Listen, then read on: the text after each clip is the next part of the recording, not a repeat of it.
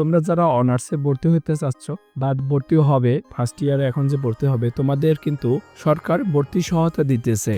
ভর্তি সহায়তায় 10,000 টাকা করে দিতেছে। প্রমাণ সহ আমি দেখাই দেব এবং ভর্তি সহায়তা পেতে কি কি কাগজপত্র ডকুমেন্টস প্রয়োজন আছে সব কিছু এই ভিডিওতে আমি তোমাদেরকে দেখাই দেব।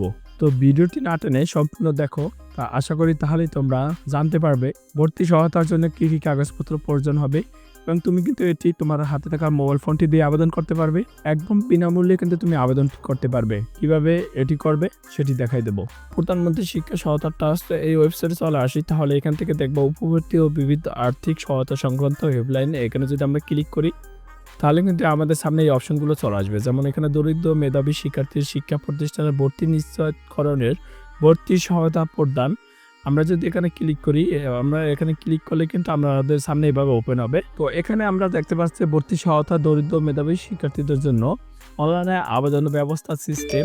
তো এখানে কিন্তু আছে শুধু অনার্স না, যারা মাধ্যমিক পর্যায়ে ভর্তি হতে চাচ্ছে, যেমন 6-এ ভর্তি হবে অথবা উচ্চ মাধ্যমিক মানে ইন্টারে ভর্তি হবে ফার্স্ট ইয়ারে, এই টাকাটি দেবে। যেমন মাধ্যমিক পর্যায়ে দেবে 5,000 টাকা, উচ্চ মাধ্যমিক পর্যায়ে দেবে 8,000 টাকা এবং স্নাতক অথবা সমমান পর্যায়ে দেবে 10,000 টাকা। যেমন এখন যারা অনার্সে ফার্স্ট ইয়ারে ভর্তি হবে তোমাদের কিন্তু 10,000 টাকা করে দেওয়া হবে, ঠিক আছে। এখানে যদি আমরা বিস্তারিত উপরে ক্লিক করি তাহলে দিচ্ছে কিনা সেই প্রমাণটিও কিন্তু আমরা দেখতে পাবো এখান থেকে। তো আমরা যদি বিস্তারিতের উপর এখান থেকে ক্লিক করি তাহলে আমরা এটা বিস্তারিত দেখতে পারবো। দেখো এখানে কত টাকা করে দিয়েছে থেকে শুরু করা এই পর্যন্ত কিন্তু দিতেছে। যে দেখো 2023-24 সালে দিছিল, কিন্তু এখানে বলছে ছাত্র সংখ্যা কজন, মোট শিক্ষার্থী কজন, যেমন 5,091 জনকে কিন্তু টাকা দেওয়া হয়েছিল এবং কয় টাকা দিয়েছে দেখো 3,69,45,000 টাকা কিন্তু 2023 থেকে 24 শিক্ষাবর্ষে কিন্তু দিয়েছিল, ঠিক আছে। আর এই বছরও কিন্তু তোমাদের এরকম টাকা দেবে। এইখান থেকে তোমরা এটির প্রমাণটি দেখতে পাচ্ছ 2014-15 থেকে 23-24 পর্যন্ত কিন্তু টাকাটি দিতেছে। তা আমি একটু অসুস্থ, সে কারণে আমার কণ্ঠটি এরকম শোনা যাচ্ছে, তোমরা একটু ধৈর্য সহকারে দেখবে। আর কোনো কিছু যদি না বুঝো অবশ্যই কমেন্টে জানাবে। ইনশাল্লাহ আমি আমাদের সমস্যাটি সমাধান দেওয়ার চেষ্টা করব, বুঝিয়ে দেওয়ার চেষ্টা করব। ফ্রিতে, একদম ফ্রিতে আবেদন করতে পারবে। তোমার হাতে থাকা মোবাইল ফোনটি দিয়ে তুমি আবেদন করতে পারবে। তো আবেদনের পূর্বে আমাদের কি কি নির্দেশনা দিয়েছে সেটা এখান থেকে তুমি পড়তে পারো। তো এখান থেকে কিন্তু আমাদের আবেদন করতে কি কি লাগবে দেখো, ছবি লাগবে, তোমার নিজস্ব ছবি এবং স্বাক্ষর, জন্ম সনদ, অভিভাবকের এনআইডি ও সুপারিশ কপি স্পষ্ট করে ছবি তোলা। সুপারিশ কপিটা কি? সুপারিশ কপি দেখো আবেদন পূর্বে ব্যবহারের নির্দেশনা পড়ুন, এইটার আগে কিন্তু আছে যে সুপারিশ ফরম। এখানে যদি আমরা ক্লিক করি, এখানে ক্লিক করলে কিন্তু আমাদের ফর্মটি দেখতে পারবো। যেমন ভর্তি সহায়তার জন্য শিক্ষা প্রতিষ্ঠানের প্রত্যয়নপত্র, এই ফর্মটি তোমাকে কলেজ থেকে পূরণ করে আনতে হবে, মানে তাদের স্বাক্ষর দিয়ে আনতে হবে। এখানে তেমন কোনো কষ্টের কিছু না, আমার অদান্ত থেরুনি। যেমন তোমার লাগবে অনার্সে হলে অনার্স ফার্স্ট ইয়ার লিখে দেবে, বিভাগ দেবে, শ্রেণী রোল দেবে, ঠিক আছে। এবং এখানে দেখো কার স্বাক্ষর লাগবে, শিক্ষা প্রতিষ্ঠানের বিভাগের সিল।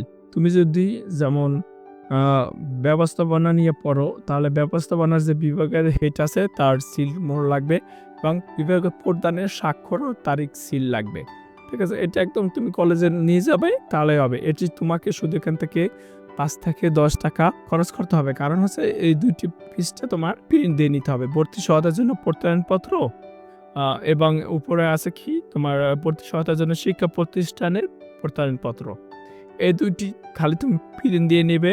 এখান থেকে কিন্তু ডাউনলোড উপরে ক্লিক করে তোমরা এটি ডাউনলোড করে নিতে পারো। আমি এটির লিঙ্কটি ভিডিও ডিসক্রিপশনে দিয়ে দেবো, তুমি চাইলে সেখান থেকে ক্লিক করে এই ওয়েবসাইটে চলে আসতে পারবে এবং এখান থেকে ডাউনলোড করে নিতে পারবে, ঠিক আছে। অথবা তুমি যদি সার্চ দাও service.pmeat.gov.bd এপার দেবে অ্যাডমিশন, তাহলে কিন্তু এটি চলে আসবে। তো দেখো এখান থেকে যদি আরও আমরা বিস্তারিত দেখতে চাই, এখানে যেমন আছে থেকে আবেদন অবস্থান তোমরা কিভাবে দেখবে।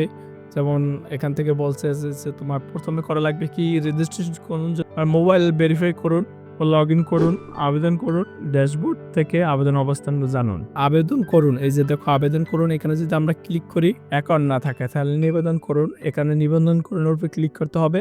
পরবর্তীতে তোমার ইমেল এবং পাসওয়ার্ড দিয়ে লগ ইন করতে হবে। তো নিবন্ধন করলে এখানে যদি আমরা ক্লিক করি দেখো কি তুমি কিভাবে এটি নিবন্ধন করতে পারো। তোমার প্রথমে শিক্ষার্থী এখানে সিলেক্ট করা থাকবে, তোমার নাম দেবে, জন্ম নম্বর দেবে, অভিভাবকের নাম দেবে, মানে তোমার বাবার নাম দিয়ে দেবে, জন্ম তারিখ দেবে, জেন্ডার দেবে। জন্ম তারিখ এবং জেন্ডার এটা কিন্তু হচ্ছে তোমার, তো জন্ম তারিখটি দেবে, জেন্ডার দেবে, যেমন মেল দেবে, ফিমেল হলে মহিলা সিলেক্ট করে দেবে এখান থেকে, ঠিক আছে। স্থায়ী ঠিকানা চলে আসবে, সেটি দেবে, তারপর বিভাগ দেবে, জেলা দেবে, পৌরসভা বা উপজেলা, সিটি কর্পোরেশন এখান থেকে সিলেক্ট করবে, ইউনিয়ন, উপজেলা। তারপর তোমার একটি ইমেল লিখতে হবে, যে কোনো একটা ইমেল দেবে, এখানে ডেমো একটা ইমেল দিয়ে দিচ্ছে, তারা এটি কেটে তারপর তোমারটি দেবে, তোমার মোবাইল নাম্বার দেবে এবং একটি 8 সংখ্যার পাসওয়ার্ড দিতে হবে, অবশ্যই ভালোভাবে পাসওয়ার্ড দেবে। পাসওয়ার্ডটি নিশ্চিত করার জন্য আবারও এখানে টাইপিং করে দিতে হবে আই এম নট রোবট, এখানে ক্লিক করে তুমি যে রোবট না সেটি প্রমাণ দিয়ে নিবন্ধন করুন, এখানে ক্লিক করবে, একদম সোজা কিন্তু তোমার এটি। পরবর্তীতে তোমার ইমেল অথবা তোমার যে পাসওয়ার্ড আছে, মোবাইল নাম্বার আছে, এগুলো দিয়ে তোমার লগ ইন করতে হবে। প্রথম যে আমরা আসছিলাম এখানে ইমেল অথবা জমা নিবেদন নাম্বার দিয়ে কিন্তু এবং পাসওয়ার্ড দিয়ে প্রবেশ করুন, এখানে ক্লিক করলে তোমার এটি লগ ইন হয়ে যাবে। তো আমরা এটি কেটে দিচ্ছি, আপনার না করতে পারলে অবশ্যই কমেন্টে জানাবে, আমি তোমাদের আবেদন করে কিন্তু দেখাই দেবো। আর তারপর কি আছে এখানে কিন্তু বলছে প্রয়োজনীয় কাগজপত্র কি আছে, তুমি চাইলে স্ক্রিনশট দিয়ে নিতে পারো। যেমন আছে শিক্ষার্থীর ছবি, শিক্ষার্থীর স্বাক্ষর, শিক্ষার্থীর জন্ম নিবন্ধন সনদ, অভিভাবকের জাতীয় পরিচয়পত্র, তারপর শিক্ষা প্রতিষ্ঠানের সুপারিশ নির্ধারিত ফর্ম কোনটি, এখানে যে আমরা সুপারিশ ফর্ম পেয়েছিলাম সেই ফর্মটি তোমার। আর শিক্ষা প্রতিষ্ঠানের সুপারিশ লাগবে, মানে স্বাক্ষর লাগবে তাদের, যে অঙ্গীকার নামাটি আছে বা যে প্রত্যয়ন আছে সেটির কথা বলতেছে। মানে তোমরা আব্বু যদি চাকরি করে, তোমার বাবা মা যদি চাকরি করে, সেটা যদি 13 থেকে 20তম গ্রেডের যে বেতনটি আছে সেটির ভিতরে হয়, তাহলে কিন্তু তুমি আবেদন করতে পারবে, ঠিক আছে। এখন দেখো এটি কবে আসবে, তুমি আবেদন করার পরে কবে টাকা পাবে। আবেদন দাখিলের সর্বশেষ তারিখ হতে 30 কর্মদিবসের মধ্যে অর্থ প্রদান করা হবে এবং এটি কিন্তু তোমাকে SMS এর মাধ্যমে জানানো হবে। তোমার টাকাটি কিন্তু এই যে 10,000 টাকা, এটি কিন্তু তুমি তোমার নগদ অথবা বিকাশ নাম্বার দিয়েও নিতে পারবে। যখন আবেদন করবে সেটি নাম্বারটি তখন দিতে হবে। তো কোনো কিছু বুঝতে সমস্যা হলে অবশ্যই কমেন্ট জানাবে। আমি আবারও তোমাদের কাছে ক্ষমা চেয়ে নিচ্ছি, কারণ আমার কোয়ান্টিটি সমস্যা হচ্ছে, আমি একটু অসুস্থ। কোনো কিছু জানা প্রয়োজন হলে অবশ্যই কমেন্টে জানাবে।